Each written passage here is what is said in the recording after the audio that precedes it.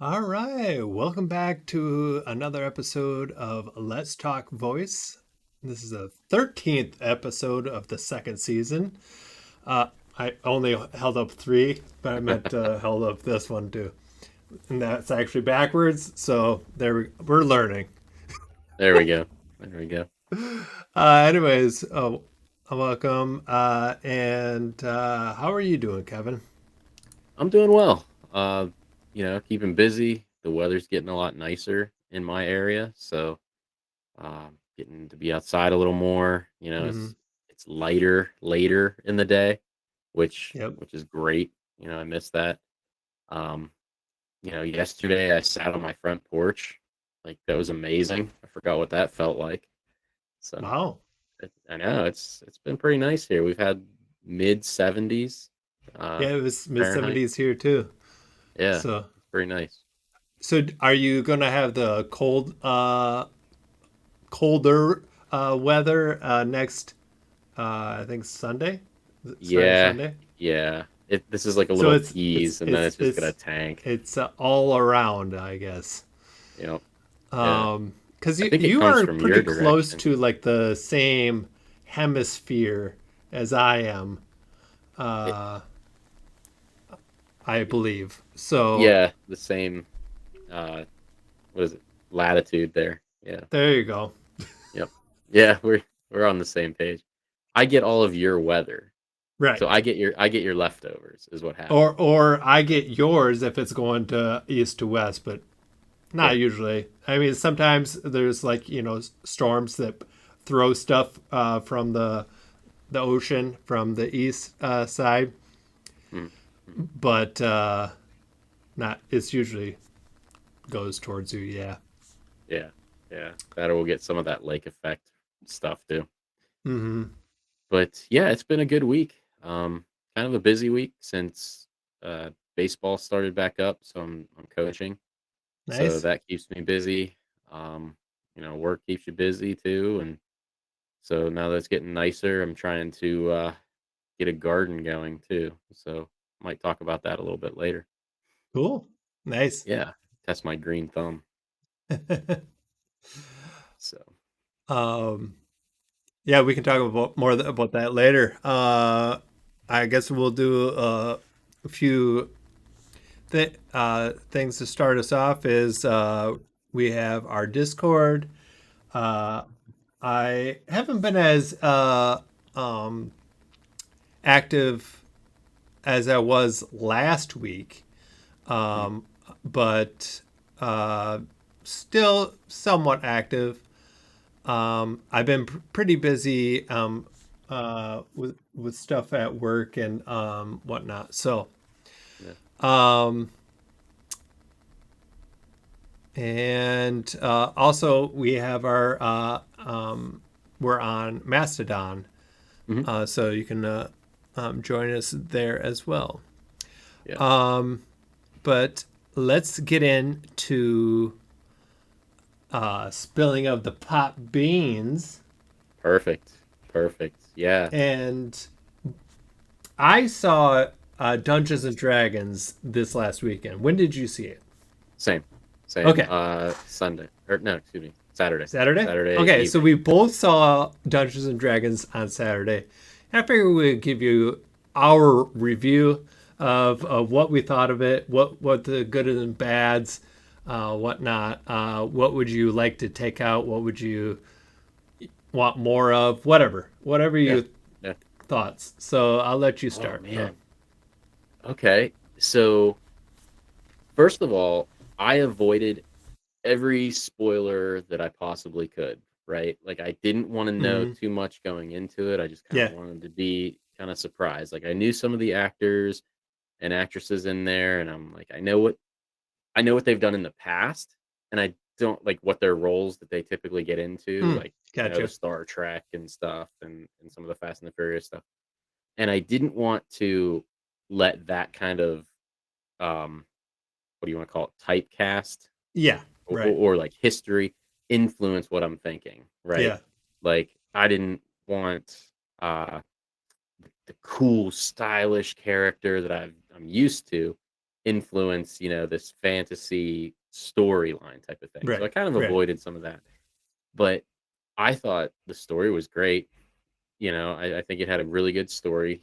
And that's what I wasn't sure about how they were going to approach this because you could Hmm. go very generic and still tell a good fantasy D&D story, right? Yeah.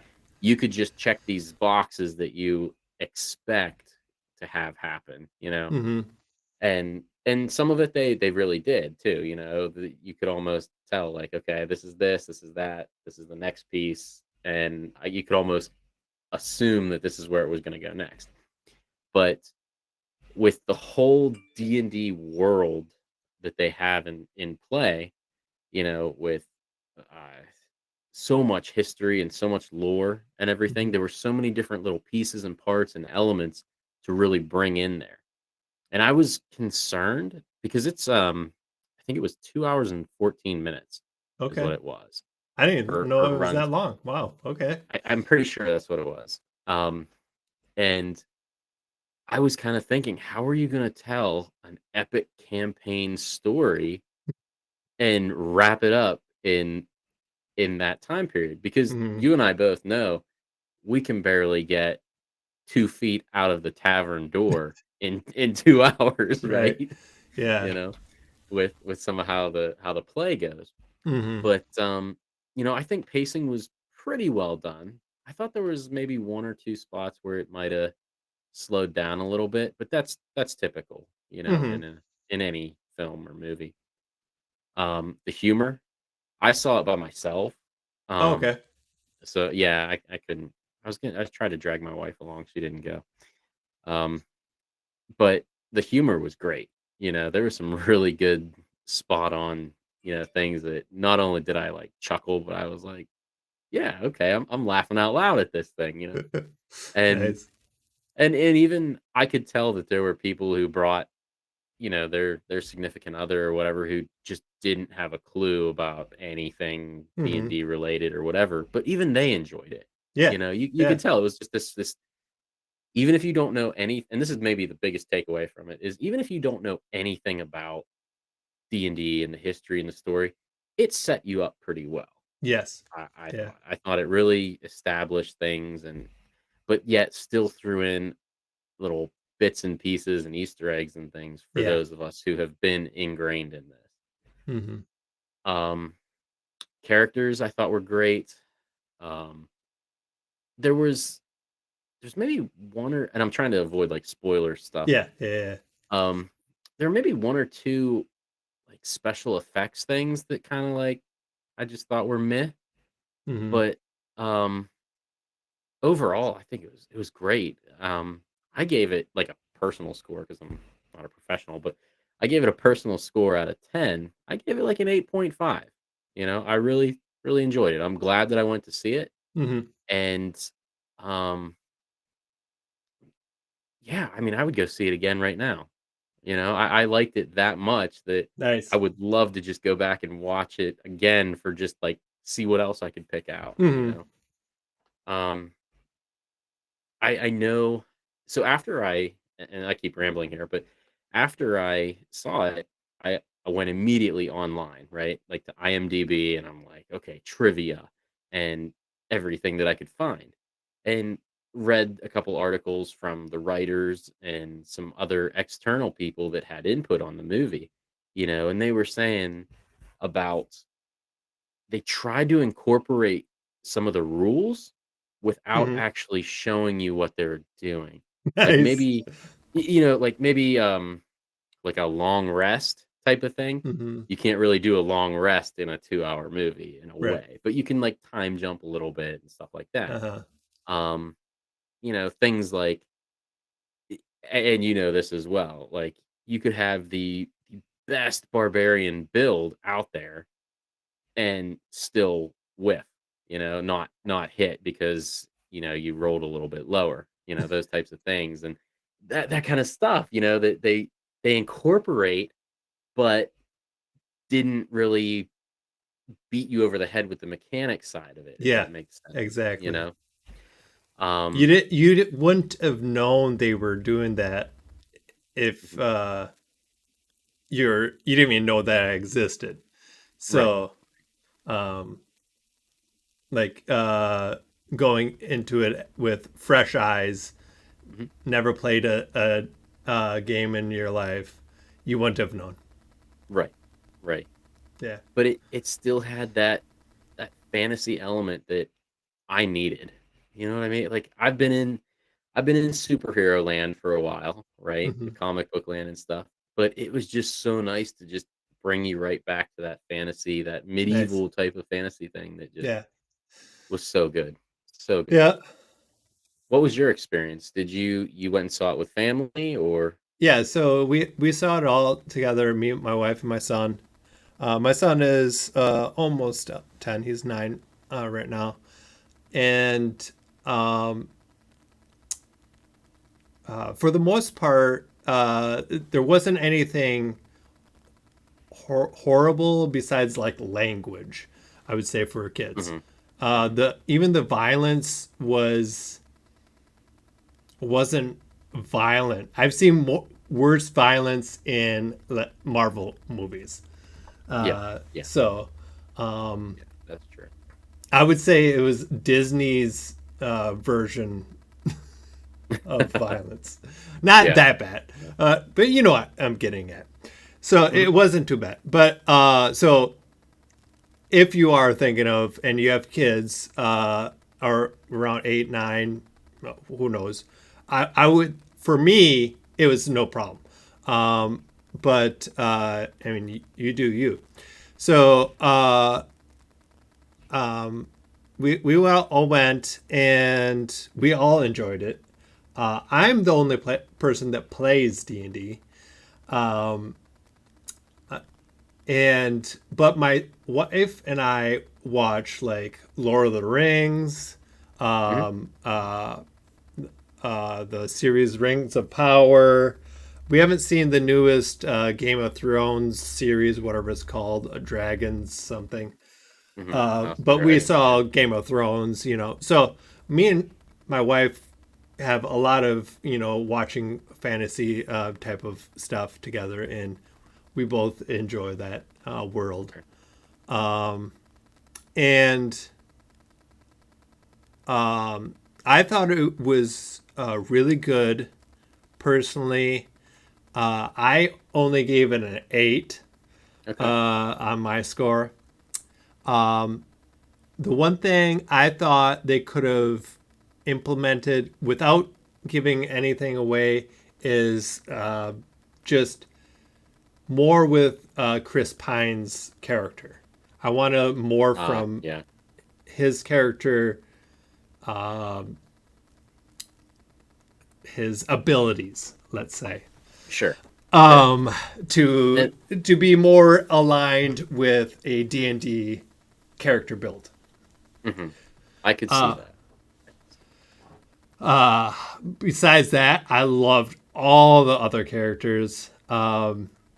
And I didn't watch anything really either besides the cartoon shorts. I don't know if you've seen them, Oh, yeah, yeah. where they would uh, brings a part of the movie into it. The one I watched was when the shapeshifter changed into an owl bear, Uh-huh. and one of the cartoon characters was like, "You can't change into an owl bear," Bear. and the DM was like, "Yes, you can, because I said you could," or Yep. something like Yep. that. So I was like, "That is so awesome." Yes, let's do it. I Cool. actually didn't even know that you couldn't change into owl bear. Uh-huh. So Right. Yep, that's the thing. But yeah, but you can that's the beauty of it. You can homebrew any rule that you want yeah. and still If make it you're the yours. DM, you can do whatever you want, and that's Yeah. exactly uh, why a lot of people love D&D, Hmm. because you can almost do whatever you want. You can make it your game. It's Yep. and yeah, there's rules and whatnot, but you can follow them loosely also, Yeah. and you Yeah. don't need to abide by anything Right. because most of the time it's all in your imagination. So Exactly. Exactly. yeah, Yeah, more of like um, a guide, than anything. exactly. Yeah, Yeah. a So guide. my last question on this would be, would you would you want a sequel? Or are you okay with just a one and done thing? Or do you how I mean, oh man, that could be a whole conversation, I guess. I'm okay with the sequel. I'm okay Mhm. with another one with a whole different crew too.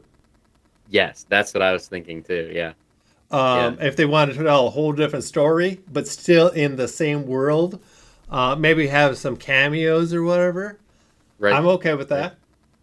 Yep. Or Uh if they want to continue, maybe with the daughter, um, more storyline, sure. Sure. or whatever. Yeah, I'm okay with another one. Yeah. Um, Um but I don't think they should just be one and done because right.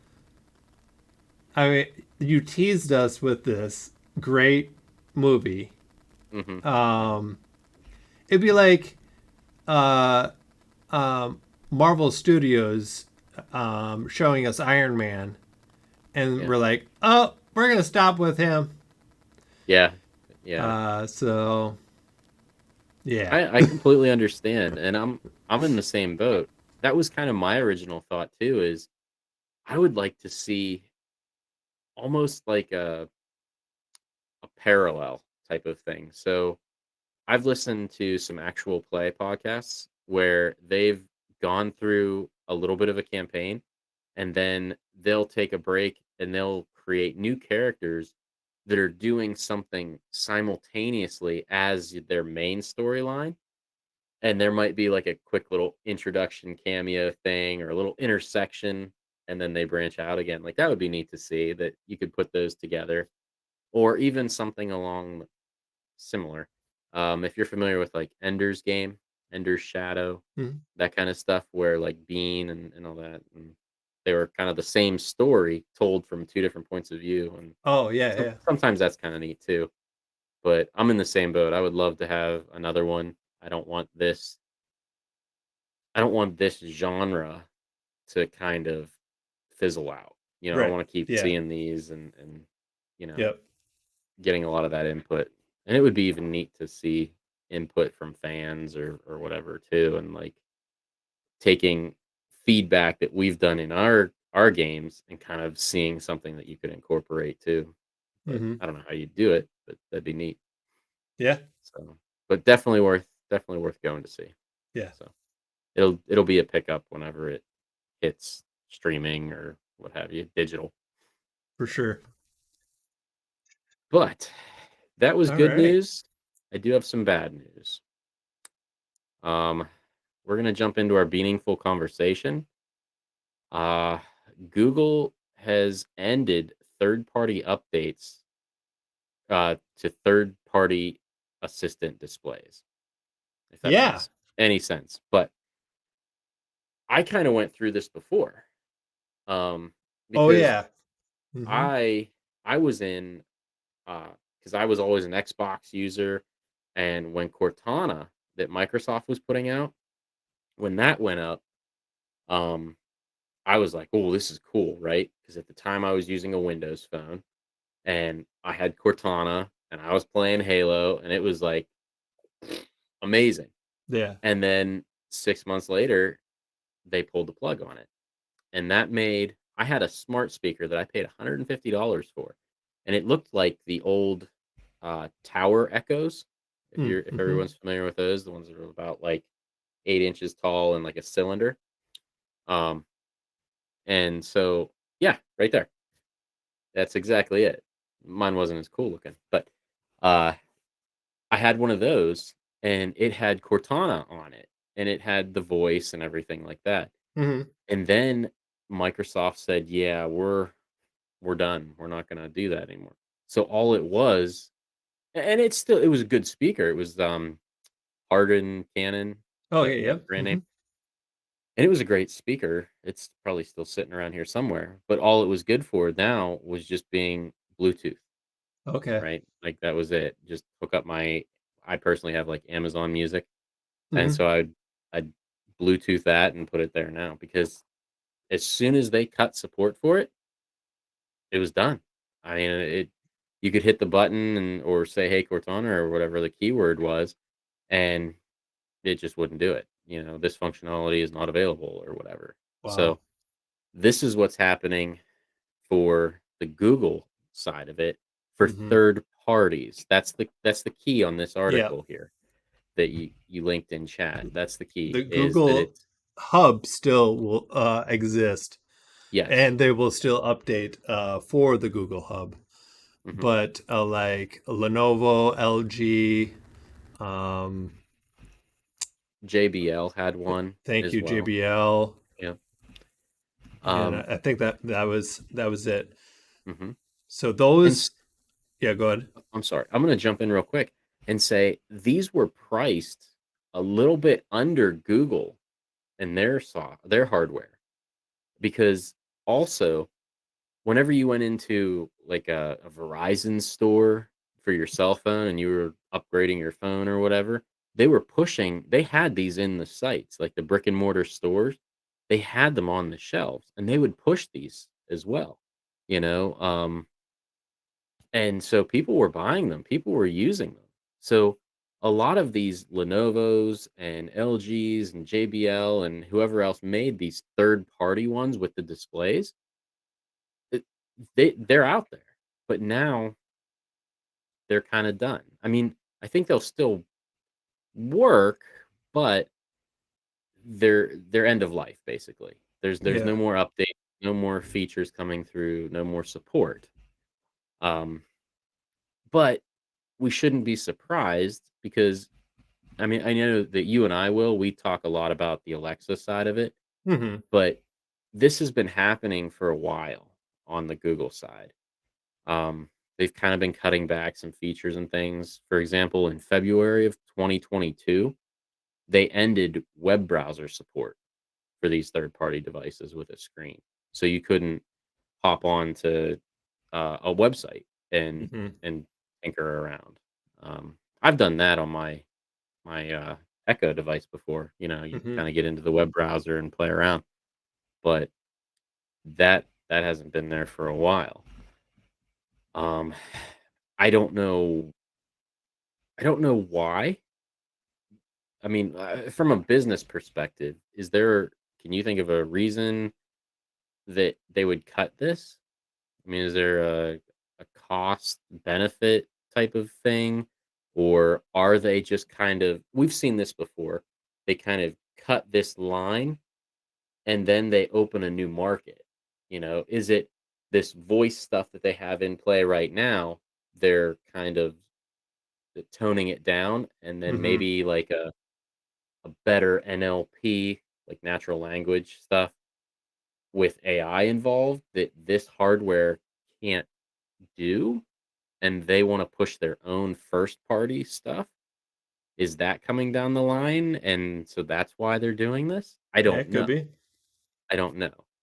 Um, but I do know that Lenovo has been out for about 4 years. So they got a lot longer than I did with my Cortana one. But still, it's a bummer. You Yeah. spend 150, 175, maybe 199 on these, you kind of expect some support for a while, I Yeah, guess. I mean, for not sure. forever, of course, but some. Um, I don't get it because it is I believe I read in here somewhere that it is Android based. So if it is mhm. Android based, why would you cut support? Unless, like you Yeah, saying, that they are going to be implementing something else. But why couldn't you just then implement that new thing into these old devices? It's not right. like these old devices are um, like you can't do anything. It's with the hardware still. It still has a software point part of it that can Right. be updated, uh, degraded, changed entirely into a whole new thing just by sending an update to the device. Yeah. So I don't get it. I don't get it. But we do have a Lenovo one. That's our Okay. kitchen helper. Um, and yeah, Yeah. I mean, it I get it. You can't expect it forever, but if you look at the comments of this article that we have, um, people are disappointed. I mean, they're pretty vocal about it too. And the fact that, you know, you always get the ones that are like, "That's it. I'm done. I'm switching to Apple." Apple would never do this to me. That kind of stuff. But there are, I know. But some people are really disappointed that they that this happens. That uh, this one person said they paid 175 for the device, and they've only gotten 3 years out of it. Yeah, I mean, I get it. Um, but I don't think it's going to actually die. Like, it's not gonna turn off. They're not gonna send a right. a a kill Yeah. code out there that's gonna just shut it down, but you are gonna lose some functionality. Hmm. Um, so where I have a problem a little bit is kind of like what you were saying. So if everything up until this point I can still do, but I don't get all the new features, I Hmm. get that. Because let's just use my phone for example, right? Um, if my phone I can't expect it to do the newest and latest and greatest 3, 4 years for these phones coming out. You know what I Hmm. mean? Um, so I get that. But if you're actually taking away functionality, like if I have the ability today to read out my calendar events, Hmm. but now I'm not going to be, that just kills me, you know? Hmm. I I don't think I agree with that one, but that's not really my call. But Right. you should also know that Google does kill a lot of their stuff. Um, like Hangouts and Meet and Duo and I think they had an Allo in there at one point. These like chat messaging apps and whatever that they had going. They're always tweaking and changing their products and services. Yep. So you almost have to kind of know what you're getting into before you make that purchase sometimes. Yep. Um, Same thing, like they bought Fitbit, right? They bought Fitbit and Nest, I think it was, or Yes. did they buy Hmm. Nest? You know, that's kind of a concern too, because now are they going to change things or tweak things or whatever? So it's always just one of these things that as a tech consumer, you have to keep in the back of your mind. Hmm. But um I know that the Google Assistant side of it has been on a little bit of a downward trend. Hmm. Um, the numbers are out there for that. And I just wanted to bring this article up for those users that are in the Google ecosystem, just a heads up if you're Yeah. using a third party one. So, and that's also the key. Third party Mm. displays. Is it fair? No. Is it life? I think so. So, Man, you're starting to talk like a real podcaster now. oh man. Oh man, what is happening 2 years in, huh? So, Nice. but yeah, um Well said. that was part of it, and I think there's another topic that we wanna bring up too, a little bit on a lighter note, right? Yeah, A little bit this of is a good stuff. This is good stuff. yeah. I was not able to read through this entire thing, but I definitely want to because there's a lot of information that I'm actually semi-actively working on right now. Um, in this article, it just says staff writer. I know, I I saw think that. I know who wrote this, but anyways, uh, it's Alexa Web API debugging and performance tips. This was a really great because the first one on the top is called "How to See My Console Logging." Well, first off, you can see your console logging when you're debugging in a console, Mm, but you cannot like a web a website or normal website. You can't like inspect it. You can't see where the right, HTML is or the A tags, the divs and what class it's using. You can't do that on a web API game. So most web API games, if not all, use the thing called Canvas, yeah, and Canvas is just a block that houses like animations and your entire game in this little block. right, And you cannot inspect that block unless you are writing console logs. You can read those, but you can't really inspect anything.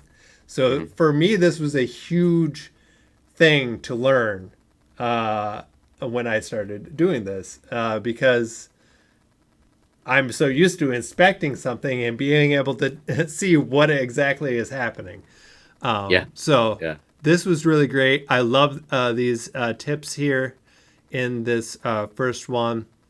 mhm, Stats.js, remote JS, both of them were great resources. I might have to start trying. yeah. I was gonna Um, say the same exact thing about this okay. article was that the links that they have embedded in it are fantastic.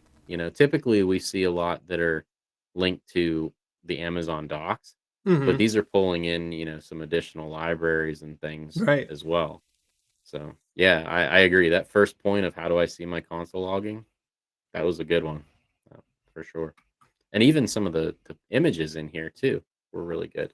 Yeah. The only thing I wish I could look at these images bigger. Yeah, Like yeah, you could click on them and they would go bigger. But the next area is how do I speed up web GL rendering? hmm, The biggest pull away I got from there was the lighting and your assets themselves. Also, I learned this from the right away when I started doing this is you want to preload your assets into before opening the game, opening your app or whatever. okay, So that is the biggest thing is to preload your assets. That'll help you a lot with your rendering. And then they have this nice video that looks pretty awesome. I want to pick the person's mind who did this checkers game. yeah, Oh, yeah. I I don't think saw I that. shared, or did I? Yes, I did. This article. Yep. Yeah, okay. So that went into some good detail. Another thing is like it goes into the detail of how wide your thing should be, or compared to a Echo Show, Mhm. and there are hacks to uh, get that to work properly, and they kind of touch on that as well. Yeah. Did you see that one point about Sprite UV? Is that something you're familiar with? So I didn't look at the tool if that's what you're talking about. Yeah, it was a texture pack type of thing. It says it, gives you like 90 or excuse me, 30 to 90% of free space back because something about I don't know. This is not my area of expertise by any means, but it auto mesh generation and kind of gives you better textures or more. It's almost the way I read it. If you're familiar with like image optimization on websites, where you still have a really good quality image, like a PNG or something, This but is you awesome. compress that in a way, is kind of how I took it. Like it might take the textures that you have and maybe smooth them out in a different way or kind of do things a little bit differently that saves space, saves memory so that you get that faster load, that faster delivery is how I kind of read that. But I'm not as familiar with this point of it as you are. So I wasn't sure if you had an opportunity to take a look at that or not. Yeah, But I haven't actually it was neat. utilized this, but this is pretty cool. Yeah. It pretty much packs all your sprites or parts of a sprite. If you have like an animation going on or animated character, uh, they'll a sprite sheet will like put them, like next to each other. Hmm. But this kind of does it like what a 3D model would do. So it like rotates it and puts it as compact as possible in, Yeah. instead of like a normal sprite sheet, which will be just next to each other. So you might have a part like the main body right here, an arm up here, a leg down here. Well, that was horrible. A leg right I here. follow. So it could be wherever on this sheet. This Mhm. it is a sprite sheet, but it's not like the traditional sprite sheet. So yeah, you're going to use a lot more less room, and the less room you use on a sprite sheet, because Yeah. sprite sheets can be pretty large. That is less time it can load the sprite. Gotcha. So the faster it can load the sprite, Mm. because like let's say a sprite sheet is normally 4,000 pixels wide. Okay. If you use this, you could get it down to 2,000 pixels wide. I'm just, Oh, yeah, sure. saying. Numbers. Yeah, makes And sense. that is a very big thing on especially mobile or Echo Show devices. Hmm. So, yeah, this is awesome.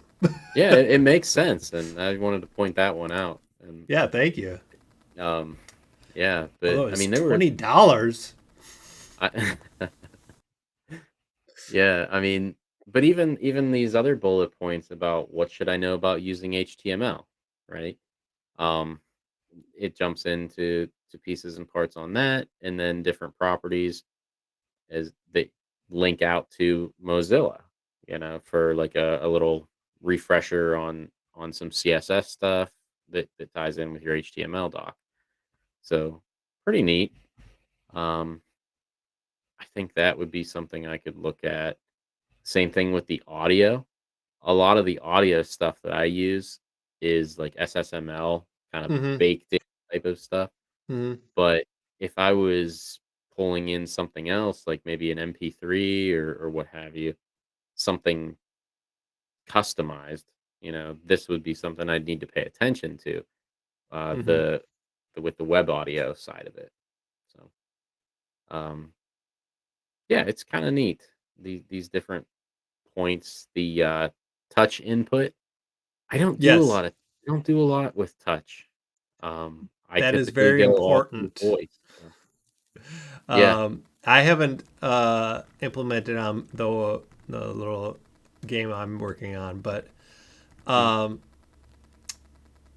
yeah, that is important because uh, the click event it doesn't it do the same thing as a touch event. So you have to Yeah. make sure you are. I mean, if you want this on the web and on a device, have both. But if you're just putting it for Echo shows, Mhm. you just need touch events Okay. or other devices. I wonder how it would work. I wonder if you'd want to have, you know, still uh, mouse events like mouse over or click On click or for something. Yeah. a Fire TV. Ooh. Oh, I that's a good I question. I don't know if it went into detail on that. No, not in this article. Um, and the only other, they had a quick little doc for like touch events that was also for Mozilla, Mhm. but I don't know. That's a good question. The biggest thing that they mentioned was like a context click input for like a right click, if that makes Hmm. sense. Um, and it's like a 200 millisecond that they needed to determine like a tap and hold versus a tap type of thing. Which I can't say that I've really come across. I don't do like I said on my Alexa devices. I don't typically touch it. Now, the only exception to that that I can think of off the top of my head is there have been times I've asked for recipes and I'll get the cards that pop up in a row Hmm. that I could tap and kind of swipe. I do know that, but I can't say that I do that all the time. I'm not sure. I have to think of some use cases for some of that. Yeah, I've not used a long click. The only thing I can think of is like if you have a puzzle type of game that you want to Hmm. drag this over here. Right. Right. So that would be a long click or touch. Or yeah, like click down type thing and then click up event. I don't know. I'd have to look into that. That's a good Yeah. question, though. Hmm. So, Memory was the other part that they got into in this article as well, hmm. and that's definitely something to keep in mind. You know, I don't know all the ins and outs of every device and their memory. You know what a first generation Show 5 memory capacity is versus a third, fourth, whatever gen. I don't know about that. You know, the general rule is to always keep things as low as possible and free up when you can and whatever. But um, yeah, there's a it kind of got into some things that I wasn't too familiar with as far as like browser caching and everything Yeah. um, with it. So, Yep. how about the skills endpoint getting so much traffic? Is this something you've run across? I haven't. Yeah. I haven't got this far. Oh, So yeah.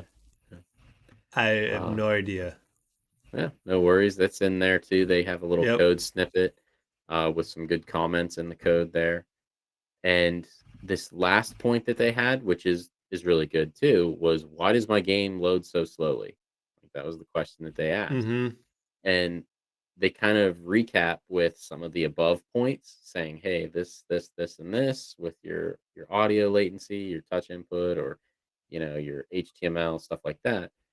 And then it breaks it down into 5 points here. The first being this consider the concept of time to first paint. So that's kind of like this preload is what I kind of Yeah. like, And that's got out that's of that. kind of a web um, thing. Like a First time concept. to paint. Uh, that's just how fast the first. homepage loads, Right. um, Right. and completely loads. Mhm. So, And what they said was that your customer or your user typically is willing to wait that first load screen the longest, right? hmm Like if you load up software or an app for the first time, you always get that load screen with a progress bar or something hmm like that. And then once you're in your skill or your app, things go pretty quickly. So that's kind right. of how I took it. Consider packing some initial assets into your HTML page. Makes sense. Um, and just staying conscious of that total HTML file size. And again, this is all web API. hmm Uh, Try to avoid anything you don't immediately need, right? So don't load everything up in the top Yeah, of the head and that then makes sense. expect everything. Yeah. Um, but even though like some of this comes across as common sense, it's always good to have this little refresher or like, oh yeah, okay, this is voice. This isn't necessarily web dev, but there are similarities here to Yeah. just programming and code in general. Um, Number four was can customers will stop and resume your game skill fairly often and expect your game to pick up where they left off. So using persistent attributes is absolutely critical, hmm and that's so true, right? You don't want to get an hour and a half into a story driven game and then have to start back at the beginning, right? Yep. We've You seen know, so many of those. we really have, yes. Yeah. So that's a good reminder there. Yep. Um, And then the last point that they had was that if you find that you still need significant time to load your web app, consider saying something welcoming and brief with the output speech or APLA. So that's that kind of load screen. It's like a verbal load screen or what have you. It's kind of like if the first thing that came to my mind when I read this was if you've ever played Skyrim, um, or most RPGs or whatever, they have a very long initial loading screen, but on the screen, they have, like, a piece of trivia or a tip or a trick, or you can, hmm like, hold the joystick down and spin whatever items on the screen or your Yeah. character or something. Assassin's Creed, I think, did this Yep. with Assassin's Creed loading does things. that all the time. Yeah. Yep. Yeah, so you could, like, goof around while it was still loading in the background. So that's always helpful too, Yep. or if you have some good music in your load screen, hmm right? Like Space Marauders does this. You've got an epic soundtrack that you can just listen to while everything's loading in. So, Yep. pretty good. Pretty good. So true. So true. Epic. Yeah. Um so I really enjoyed this article. I would love to be able to give a shout out to whoever staff writer is, Yeah. but I read this full article. I clicked on all the external links. I dug into this one pretty good. So, the last part that I'll say about it, and then we can flip it back to you here, Will. But it did make mention of the official Alexa Slack. If you have any questions or if you Yep. had like use cases or want to continue the discussion on it, and we've mentioned that channel before in Slack. They're just fantastic, super knowledgeable people in there. And then it also mentioned office hours. So every week at 9 a.m. Pacific time, so noon Eastern. Um, there's always resources there as well. Yep. But it was a Well really good said. article that I'm glad we dug into because we've talked about web API in the past, hmm and we've even done a little bit of tutorial stuff on it. And now we can kind of elaborate on it with some of these tips and tricks or things to avoid or how to improve stuff. Yeah, So, for sure. yeah. Any other final thoughts on this one? Um, no, not really. Okay. Definitely inspired me to, to do some more work with it. Yeah. So that's about it. Well, good. Good. I'm probably gonna take another look at that Sprite UV just to Yeah, see what more about it. Some use cases and things. I But I definitely will be getting one. Oh, or getting the software. cool. Cool. Well, if anyone So has any suggestions or topics that they'd like to see, by all means, definitely reach out Yes, to us on Discord, and we'll take a look and get something in the pipeline for it for sure. for sure. Love that. We will be having some guests coming up here, um, either end of this month or possibly into May. Cool. Um, I just haven't got them all lined up yet. So, Perfect. but this brings us to our bean now, not bean taste test, our bean of the week. There we go. Nice. Nice. Um, so mine I bought actually multiple times. Okay. Um, but I ruined it once because I thought it was the problem. It was not the problem. So I bought another one. It Okay. is just a magnet for my FDM printer. Um, so you can the print bed is magnetized. You can just rip it off, Yeah. and then you can bend it, and the model comes right off of it pretty easily. Nice. So it is a must-have uh, if you are printing a lot. Um, and I like it because it's semi-textured. I think Okay. the model sticks better Yeah. than like the traditional glass bed. Even though the glass bed is a little bit um, textured, the it doesn't stick as well. This Nice. I don't use any glue or hairspray or any type of Okay. Okay. thing to get it to stick, and it sticks all the time. That's So it awesome. is a great piece to add. And what I love about the FDM printer stuff, everything is so cheap. Yeah. Yeah. From filament to parts Hmm. is so cheap. I wish I wish my other one was this cheap. Right. Um, Right. and it's kind of fun to like customize your printer, right? To however you want to do it. I mean, Yeah. you don't have to be that geeky either to do some of these add-ons. So Yeah. I've Exactly. added on a new the bed, obviously, and then the extruder. So that's the extruder is the thing that pushes the filament into the tube or in and then to the hot end. I Okay. also replaced the hot end Same. because my hot end got all clogged up, which I didn't know that was the problem until I got a new one. Yeah. Yeah. No, But I know exactly what you yeah. mean. Yeah, I've done the same thing. Replacing heat sinks and even just I've 3D printed your bed adjustment knobs. Oh, I really? replaced I replaced my yeah, like mine were these little like super they had like these ridges on them that were like a quarter has a ridge on them, like just Mm-hmm. textured. But then I replaced them with this like big honking like thing you can grip Yeah. and twist, Yeah.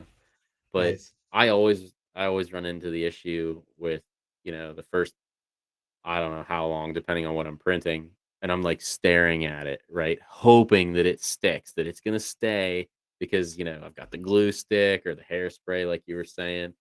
But this is cool. This is cool. Yeah. So my only question that I have is because I pulled this listing up. What is the in the listing? It shows a like a backing on it, like a yellow orangish backing. Is that just a protective layer?